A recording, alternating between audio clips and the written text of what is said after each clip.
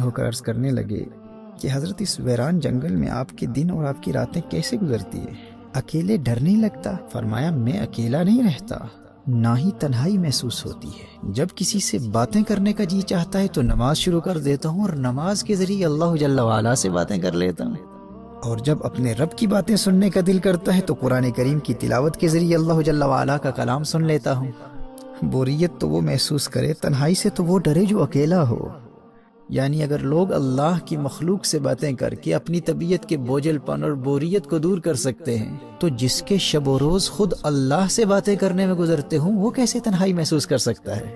کیونکہ وہ قرآن کریم کی تلاوت کے ذریعے ہر وقت اللہ جل وعلا کے قرب اور معیت کی کیفیت میں مست رہتا ہے، اسے ڈر نہیں لگتا، وہ کسی سے نہیں ڈرتا۔ میرے بھائی اور بہنوں، تلاوت قرآن کی حقیقی فیوز و برکات سے وہی مستفیض ہوتا ہے جو اس یکسوئی اور پیار سے تلاوت کرے، گویا کہ وہ اپنے رب سے محو گفتگو ہے اور اللہ کے کلام کے ذریعے اللہ جل وعلا کی جانب سے آنے والے پیغامات کو سن رہا ہے۔ لیکن یہ کیفیت دوسری صورتوں کے مقابلے میں سورۃ الفاتحہ کی تلاوت کے دوران نسبتاً آسان ہو جاتی ہے اور اپنے درجہ کمال تک پہنچ جاتی ہے، کیونکہ سورۃ الفاتحہ کی تلاوت کے دوران انسان نہ صرف تلاوت کے ذریعے اللہ جل وعلا کے پیغامات کو حاصل کرتا ہے بلکہ اس سورت کی تلاوت کے ذریعے وہ اللہ کو پکار رہا ہوتا ہے اور اللہ جل وعلا کی جانب سے ایک ایک آیت کی تلاوت پر جو خاص جواب ملتا ہے اس جواب کو نبی کریم صلی اللہ علیہ وآلہ وسلم نے ہم جیسوں کی آسانی کے لیے لفظ بلفظ بیان فرما دیا ہے کہ اللہ جل وعلا کی جانب سے جواب کیا ملتا ہے۔ دیکھیے، جو اللہ جل وعلا کے خاص مقرب بندے ہوتے ہیں وہ تو باقی صورتوں کی تلاوت پر بھی جو جواب ملتا ہے اسے بھی حاصل کر لیتے ہیں،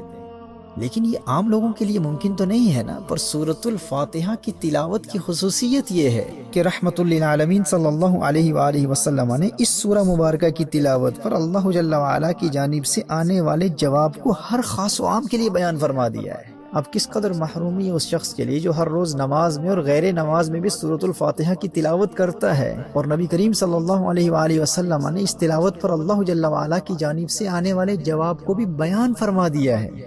لیکن اس غافل نادان کو آج ان تک یہ موقع ہی نہیں ملا کہ وہ یہ جاننے کی کوشش کرے کہ جب میں سورۃ الفاتحہ کے ذریعے اللہ کی حمد بیان کرتا ہوں اور اللہ کو پکارتا ہوں تو میرے اللہ کی جانب سے کیا جواب آتا ہے۔ تو سماعت فرمائیے، حدیث قدسی ہے، نبی کریم صلی اللہ تعالی علیہ وآلہ وسلم نے ارشاد فرمایا کہ اللہ جل وعلا نے ارشاد فرمایا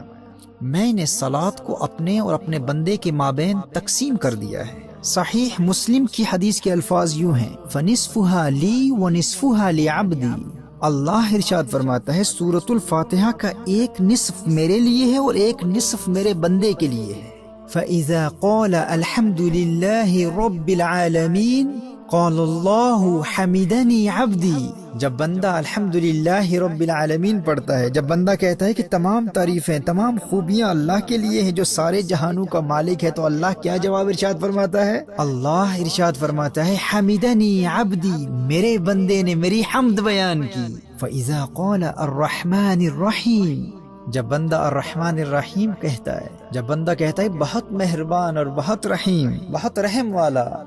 تو اللہ کی جانب سے جواب کیا آتا ہے؟ اللہ ارشاد فرماتا ہے اثنا علی عبدی،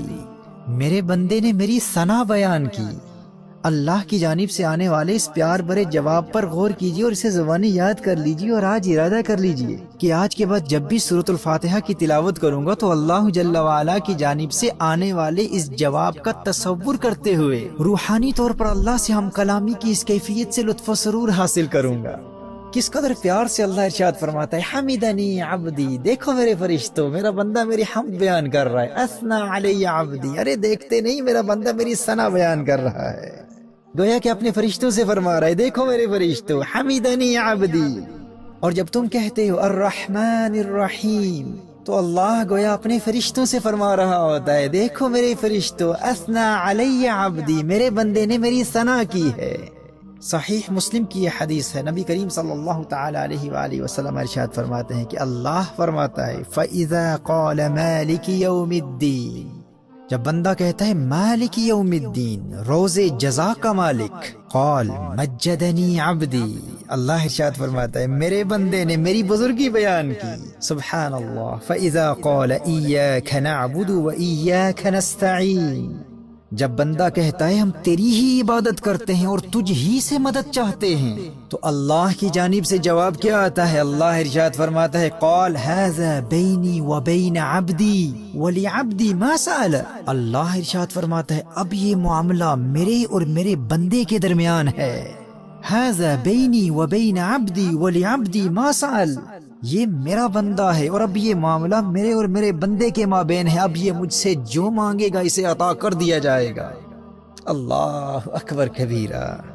پھر جب بندہ پڑھتا ہے فَإِذَا قَالَ اهْدِنَا الصِّرَاطَ الْمُسْتَقِيمَ صِرَاطَ الَّذِينَ أَنْعَمْتَ عَلَيْهِمْ غَيْرِ الْمَغْضُوبِ عَلَيْهِمْ وَلَا الضَّالِّينَ، جب بندہ اللہ کی بارگاہ میں عرض کرتا ہے یا اللہ ہم کو سیدھا راستہ چلا، راستہ ان کا جن پر تو نے احسان کیا، نہ ان کا جن پر غضب ہوا اور نہ بہکے ہوئوں کا، تو اللہ کی جانب سے پھر جواب آتا ہے۔ اللہ پھر ارشاد فرماتا ہے ھذا لعبدی ولعبدی ما سأل، یہ میرے بندے کے لیے ہے اور جو اس نے مانگا اسے دیا گیا۔ میرے بھائی اور میری بہنوں، سورۃ الفاتحہ کا ترجمہ بھی یاد کر لو اور اللہ جل وعلا کی جانب سے آنے والے اس جواب کو بھی بار بار سنو اور اس کے مفہوم کو ذہن نشین کر لو۔ دیکھیے جب ایک عبد اپنے معبود کی جانب سے آنے والے جواب کو جان لیتا ہے اور اس سے روحانی طور پر لطف اندوز ہو کر سورۃ الفاتحہ کی تلاوت کرتا ہے، تو ایسے تلاوت کرنے والے کے لیے اللہ جل وعلا سے روحانی طور پر ہم کلامی کی وجدانی کیفیت حاصل کرنا بہت آسان ہو جاتا ہے، کیونکہ نہ صرف وہ جواب کے آنے پر یقین رکھتا ہے بلکہ اس جواب کو بھی جانتا ہے کہ وہ جواب ہے کیا۔ اس لیے میں کہتا ہوں کہ سورۃ الفاتحہ کی روحانی پاور سے فائدہ حاصل کرنا اور خشوع و خضوع